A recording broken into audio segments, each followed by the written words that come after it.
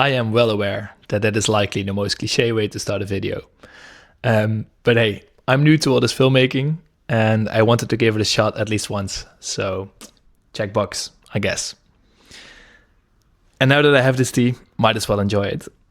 Although the tea is not really what I wanted to talk to you about today. Instead, I want to bring you back with me to a couple of weeks ago when I went on a little trip to the Swiss mountains. I hadn't been to the mountains in quite some time, so I was really craving to be back. But at the same time, this trip had a little side mission to it as well. Because this time I brought my new phone to see if capturing footage and later on editing it is something that I could enjoy. And before I'm going to show you the end result, I just want to mention that until quite recent, I always thought about creating and capturing footage whilst you're out there was not really something desirable, at least not for me. Not because the results aren't cool or anything, but because in my opinion, it was always, you either enjoy the moment, you live in the present, you capture everything with your eyes and realize it whilst it's happening, or you're focusing on the capturing of that footage whilst not being able to at the same time live and in the present and enjoy your surroundings. But on my last trip through Europe in my camper van, I actually came to the conclusion that that doesn't have to be the case. I think now, when done well, that you can enjoy both without losing the other. And then the reason why I wanted to see if filmmaking is something that I enjoy is because I have a bigger trip planned. This November, I'll be going to New Zealand to hike a trail called the Te Araroa, which is a true hike through the length of New Zealand. I'm planning to take some 4.5 months to complete it. And I was playing with the idea to maybe capture some footage and do some weekly YouTube videos or shorts or whatever there. So this week in Switzerland was really a tryout to see how I would enjoy that. Okay, enough talking. Let's see what we've been up to in Switzerland. Okay, so let's play the footage. Oh, yeah. I almost forgot to mention, but I did not go to Switzerland by myself. I was joined by my father, a friend of his, and my girlfriend, Nicole. We drove to Switzerland with the four of us, and then my father and his friend joined us for the first part of the first hike, after which they drove on to Austria for their holiday, and Nicole and I continued the trip. So that's why you see them in the first part of the video as well. So now you have a bit more context. Let's actually play the footage. So as I mentioned, you see the four of us climbing up here on the first day. My dad is 68 by now, and slowly but surely his age is creeping up on him. So it was actually really cool to see that he was still capable of joining us, and he really enjoyed himself as well, which was super cool to see. The morning of the first hike was a bit clouded, but not rainy, which was expected, so it was actually a perfect start to roll into this holiday.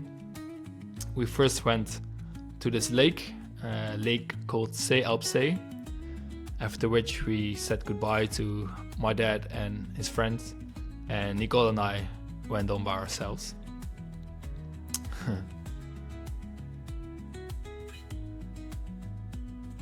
This is actually right after we said our goodbyes, and we started the second climb of the day, which first went through some forests, and we got a little bit of rain here, but quickly enough we were above the tree line and walking through some thick mist. The whole day was a combination of mist and rain, but actually we quite enjoyed it. We then arrived to this very picturesque and touristic hut, where we had a quick drink, and then we continued on towards the final hut of the day, the one we would sleep at. That hut is placed on a ridge called the Schäfler Ridge, which is quite famous for photographers and influencers for the terrific views, and which is, in all honesty, also how I found this place. So this is the hut that we slept in during the first night. We had some dinner inside, we played some games, and then despite the weather we decided to go out and have a look, which is exactly when it decided to clear up and we could actually see some of the views.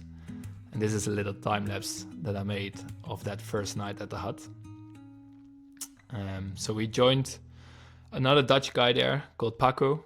We played some more games together, and then we called it an early night and also an early morning because we set our alarms to see the sunrise from the hut.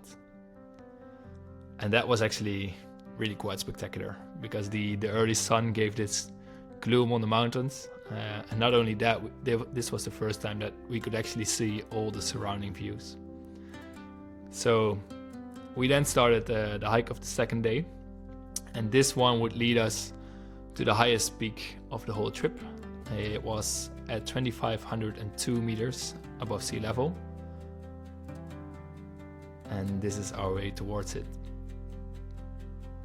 This is actually all the Schäfler's Ridge, so the ridge that connects the Schäfler hut, which we slept in, to that highest peak. And man, it was just amazing to be back, to be honest. Not to be back to this place, because I hadn't been here before, but just to be back in surroundings like this and in the mountains.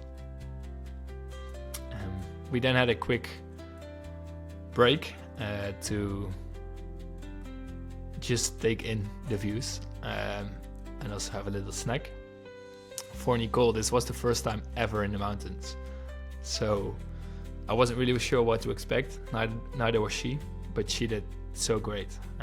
This was all still very walkable terrain, but later on you'll see that we have some more technical terrain, and she really fought us up through it. So very proud of you, Nicole.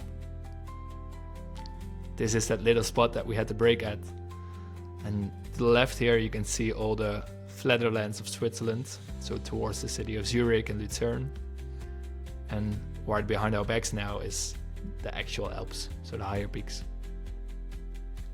So after that break we continued on towards the peak that you can now see, which I forgot the name of, very inconvenient. And this is, as I mentioned, also where the more technical trail began. So first over some rocks, which was still quite doable, but later on also with some cables to assist your climb.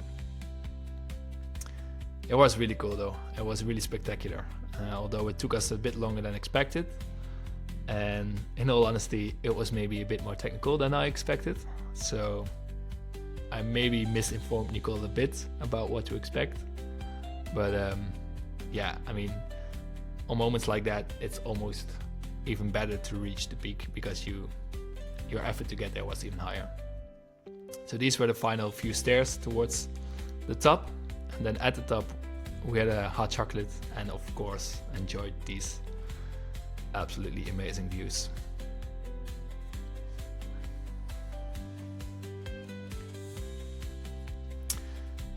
And then from the peak we descended to the second hut where we would sleep that night, and that hut was located at roughly 2,000 meters. You can see it in the distance here already. There it is. And that was also on a ridge, just like the first one. And with this one it was really cool, as you'll see later on, that you could look towards the Alps and towards the flatter side of Switzerland.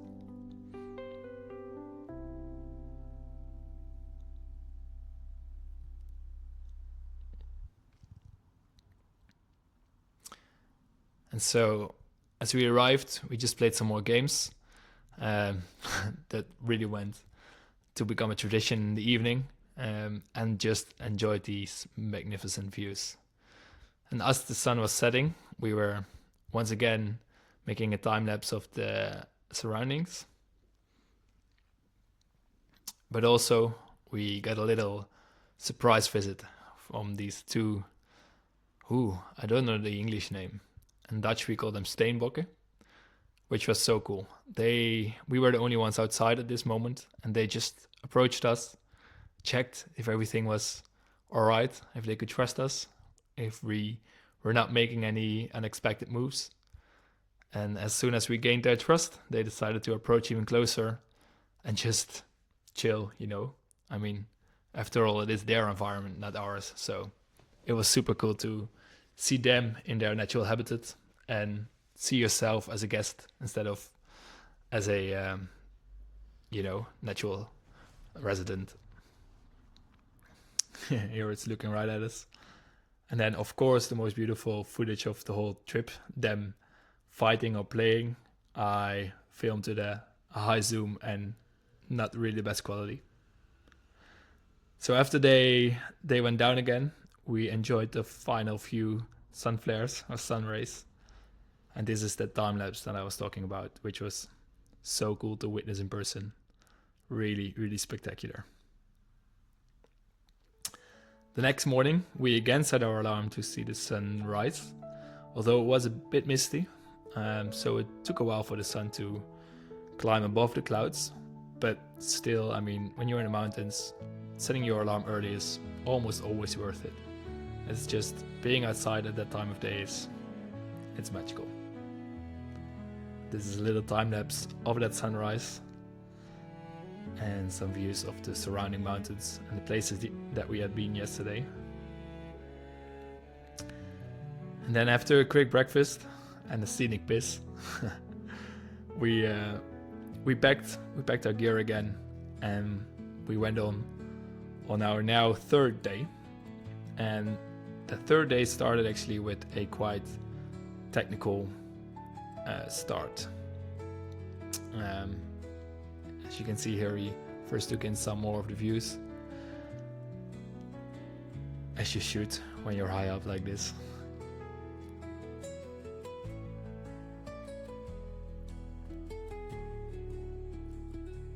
And then it's here where our technical descent began.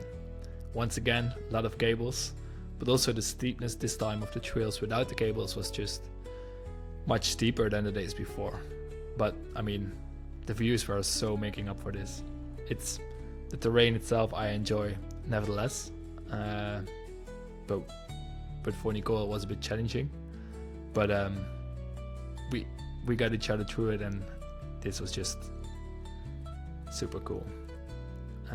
After we reached the highest point of the day, which was at around 2,300 meters, or just a little bit higher, we made this steep descent. We saw another steenbok. There he is.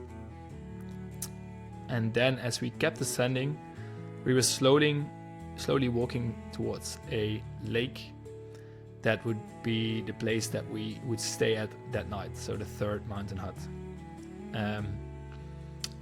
I say we were walking towards it, but we weren't going straight to it, because after walking towards it, we were climbing again onto a ridge that would lead us to one of the most spectacular, touristic, but amazing places of the whole 4-day trip. Here we're still descending towards that lake before ascending again.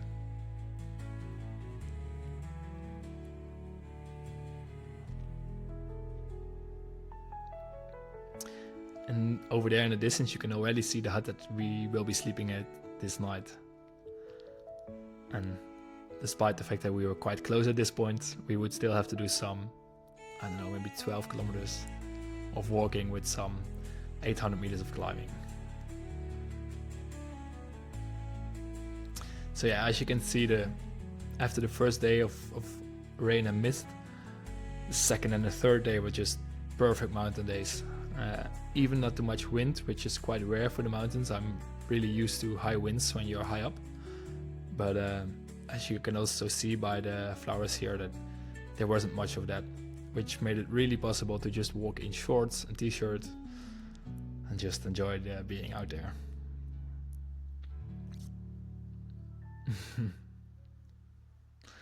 This was the first glimpse that we got of the next place I was talking about, that touristic place. I'm apparently terrible with names, because I've read this and wrote it down so many times, and now I totally forgot about it. So we had a lunch break at this pretty quiet place. We only saw a few hikers on this day, It was closed at the moment, but in the weekends this hut was used for school activities, summer camp activities. And when we descended a bit further, this was also the first time that we looked into the valley, where we could see the capital of Liechtenstein, Vaduz, and also the mountains in Liechtenstein. Super cool. And then this is where we actually, well, not what we came for, because we came for the whole trip, but this was really the cherry on the pie. Such a cool view. Yeah, I'm already homesick when I look at these images.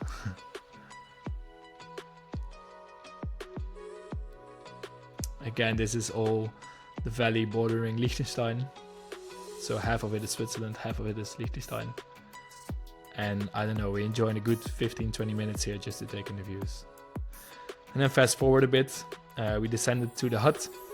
We got checked in our room, but one of the most spectacular room views that I ever witnessed. And there was some bad weather coming in, so we quickly made use of the opportunity to get a shower, which we hadn't have in 3 days. So natural shower it was. And it was super refreshing, but super nice. And then that evening at the hut, we played, surprise, some more games. And we again called it an early night to wake up to a rainy morning. And this day was a bit special because it was supposed to be a short, easy walk back to the parking lot. But because we didn't have any internet, any data, we had to navigate on the signs, and the shortest way back towards the parking lot was over a ridge, which I didn't attempt to take. And the descent of that ridge was on a very steep via ferrata. And normally that's already tricky, but in the rain it was really a challenge to get down safely. But luckily in the end we made it. And then just before reaching the parking lot, we saw the peak, the highest peak of the massif that we had been on 2 days ago, fully covered in snow. So the timing of this trip was absolutely perfect. Couldn't have been any better. I absolutely enjoyed this trip. Just looking back at the scenes and the places that we've been to, I don't know, it just makes me instantly want to go back. I enjoyed spending quality time with my dad and his friend. I enjoyed showing Nicole around in the mountains and seeing her do so well.